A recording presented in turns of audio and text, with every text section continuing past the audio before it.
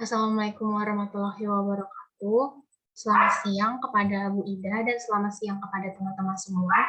Di sini kami dari kelompok 5 kelas AKT 3B akan mempresentasikan mengenai materi yayasan di mata kuliah hukum bisnis. Dosen pengampu yaitu ada Dr. Ida Nurhayati, SHMH, ketua kelompok saya sendiri, Misal Agatha Triksi, dan anggota kelompok 5 ada 5 orang. Yang pertama Aulia Putri Wantoro, yang kedua ada Husnul Timah, yang ketiga ada Muhammad Ikram Darmawan, yang keempat Ratu Intan, dan yang terakhir ada Zofira Amri. Selanjutnya akan dijelaskan oleh teman saya, Husnul.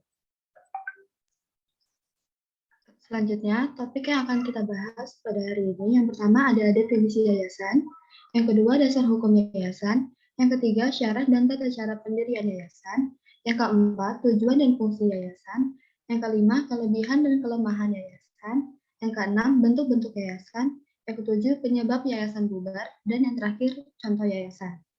Next.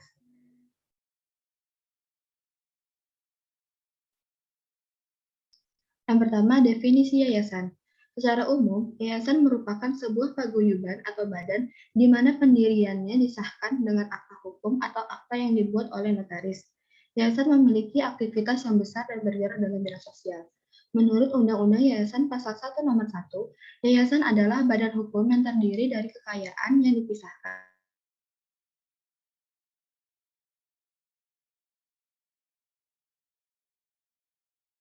Next.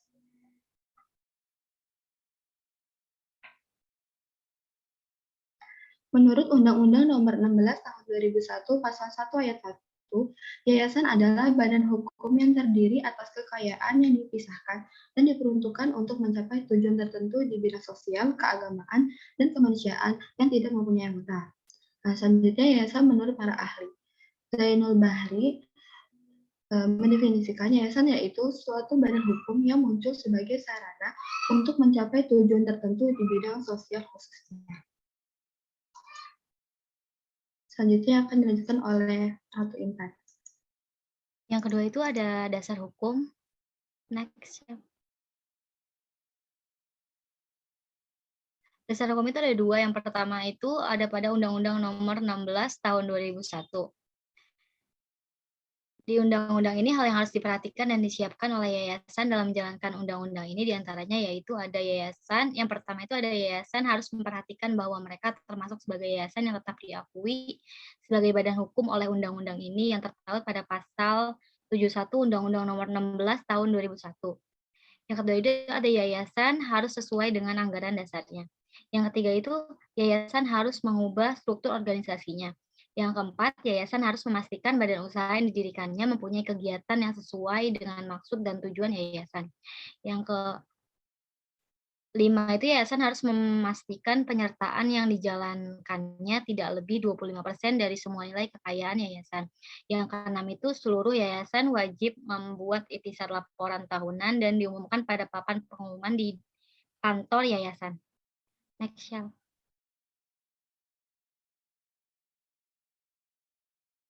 Yang kedua itu ada Undang-Undang Nomor 28 Tahun 2004. Di undang-undang ini merupakan penyempurna dari Undang-Undang Nomor 16 Tahun 2001.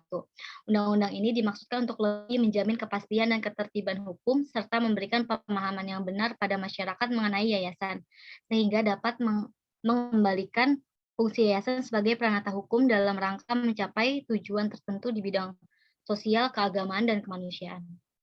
Dasar hukum yayasan itu ada pada Undang-Undang Nomor 28 Tahun 2004. Namun sebelum undang-undang tersebut diundangkan, keberadaan yayasan didasarkan pada hukum kebiasaan yang timbul dan berkembang dalam masyarakat. Dalam undang-undang ini dijelaskan tentang yang pertama itu ada kebiasaan. Kebiasaan itu adalah perbuatan manusia yang dilakukan berulang-ulang mengenai tingkah laku atau mengenai hal yang diterima oleh suatu masyarakat. Yang kedua itu ada jurisprudensi. Jurisprudensi itu adalah keputusan hakim sebelumnya yang dipergunakan sebagai bahan pertimbangan oleh hakim berikutnya dalam mengambil keputusan. Yang ketiga itu ada doktrin. Doktrin itu adalah pendapat sarjana hukum terkemuka yang besar pengaruhnya terhadap hakim dalam mengambil keputusan. Yang keempat itu ada Undang-Undang Yayasan Nomor 16 Tahun 2001, di mana undang-undang ini pertama kali terbit di Indonesia dan diharapkan dapat mengatasi berbagai masalah mengenai yayasan dan menjadi dasar hukum yang kuat dalam mengatur yayasan Indonesia. Namun dalam undang-undang tersebut ternyata perkembangannya belum menampung seluruh kebutuhan dan perkembangan hukum dalam masyarakat sehingga perlu dilakukan perubahan terhadap undang-undang tersebut. Perubahan tersebut dimaksudkan untuk lebih menjamin kepastian dan ketertiban hukum serta memberikan pemahaman yang benar kepada masyarakat dan disempurnakan oleh Undang-Undang Nomor 26 Tahun 2004. Selanjutnya akan dijelaskan oleh Michelle. Selanjutnya saya akan menjelaskan mengenai syarat dan tata cara pendirian dari suatu yayasan. Yayasan ini nanti didirikan itu yang dilakukan oleh satu atau beberapa orang. Dan mereka yang mendirikan yayasan nantinya akan disebut sebagai pendiri yayasan tersebut.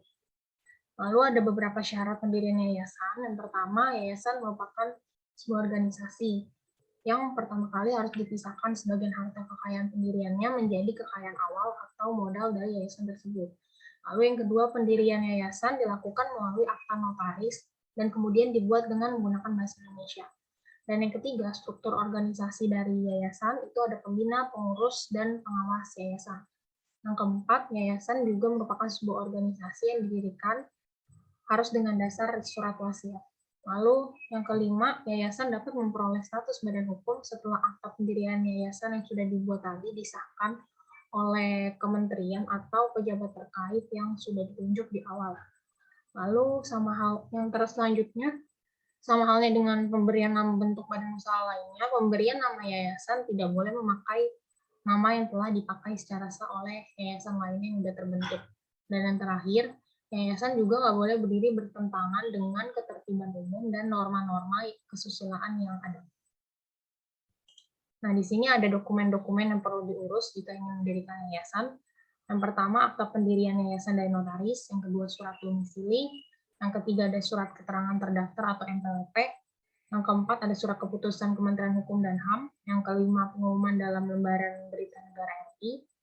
Dan yang terakhir, ada tanda daftar yayasan tersebut dari Dinas Sosial yang terdaftar. Nah, di sini ada beberapa syarat dokumen yang juga perlu disediakan dalam mendirikan yayasan. Yang pertama, nama yayasan. Yang kedua, jumlah kekayaan awal atau modal tadi. Yang ketiga, bukti modal atau aset. Yang keempat, fotokopi KTP, terus fotokopi KTP pembina pengawas dan juga tim pengurus yayasan, fotokopi NPWP ketua yayasan, fotokopi bukti kantor yayasan yang berupa SPPT PBB, lalu surat perjanjian sewa yang sudah dibayarkan. Dan yang terakhir itu ada surat pengantar yang didapatkan dari RT atau RW setempat. Selanjutnya akan dijelaskan oleh teman saya, Auli. Yang keempat itu ada tujuan dan fungsi. Next.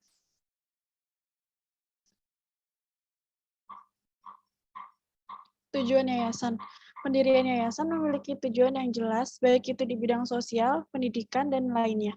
Tujuan pendirian yayasan juga harus dicantumkan dalam AD atau RT yayasan. Adapun tujuan yayasan menurut UUY, yang pertama itu ada untuk mencapai tujuan tertentu di bidang sosial, keagamaan, dan kemanusiaan. Yang kedua ada yayasan harus bersifat sosial, keagamaan, dan kemanusiaan. Dan yang ketiga, maksud dan tujuan yayasan wajib dicantumkan dalam anggaran dasar yayasan. Dan ada fungsi yayasan. Yang pertama itu adalah sebagai wadah yang bersifat non-profit untuk membantu kesejahteraan hidup masyarakat. Dan yang terakhir ada sebagai lembaga yang memberikan upaya perlindungan, bantuan, dan pelayanan kepada masyarakat di bidang sosial, keagamaan, dan kemanusiaan. Selanjutnya akan dijelaskan oleh Zafira. Baiklah, yang kelima itu kelebihan dan kelemahan. Next. Kelebihan dalam pendiriannya, yayasan ini memiliki tujuan dalam salah satu bidang seperti kemanusiaan, sosial, dan keagamaan. Nah, keberadaan yayasan ini juga tentu memberikan dampak bagi masyarakat. Dampaknya dampak positif yang mana yayasan dapat menyentuh masyarakat yang luput dari perhatian pemerintah. Next. Lalu kelemahan. sumber pendanaan yang diterima yayasan sangat terbatas, hanya pada beberapa bidang. Padahal jika dilihat lagi bahwa untuk melakukan kegiatan dalam mencapai tujuan dari berdirinya sebuah yayasan membutuhkan dana yang tidak sedikit. Nah, dengan terbatasnya dana berdampak pada jalannya kegiatan yayasan atau jalannya kegiatan yayasan itu akan terhambat, dan juga pembatasan ini juga berdampak pada tidak berjalannya anggaran dasar dan anggaran rumah tangga yang kemudian dapat menyebabkan sebuah yayasan dibubarkan. Next. Yang ketujuh itu bentuk-bentuk yayasan.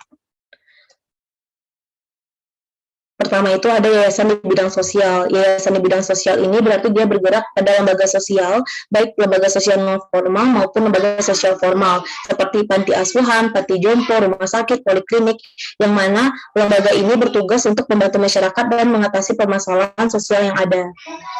Yang kedua itu yayasan bidang kemanusiaan. Yayasan bidang kemanusiaan ini lebih memberikan bantuan dan kepedulian terhadap beragam aksi kemanusiaan, seperti adanya bantuan pada saat ada bencana alam, di mana yayasan ini membantu bukan hanya di segi material, tapi di segi pelatihan, memberikan pelatihan yang gunanya untuk kedepannya bagi korban bencana alam, yang mana bisa memanfaatkan keahlian yang telah diberikan oleh yayasan kemanusiaan untuk menjadi sumber penghasilan atau pendapatan.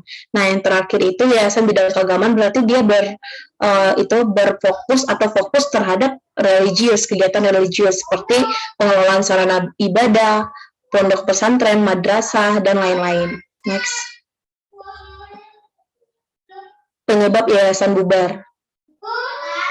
Penyebab yayasan bubar, pertama, tujuan yang ada dalam anggaran dasar itu sudah tercapai atau tidak tercapai. Yang kedua, jangka waktu yang ditetapkan dalam anggaran telah berakhir. Yang ketiga, putusan pengadilan yang memiliki kekuatan hukum sesuai dengan alasan tertentu. Pertama, tidak mampu membayar utangnya setelah dinyatakan pailit. Yang kedua, melanggar ketertiban dan kesusilaan. Yang ketiga, harta kekayaan tidak cukup digunakan untuk melunasi utangnya setelah dinyatakan pailit. Next.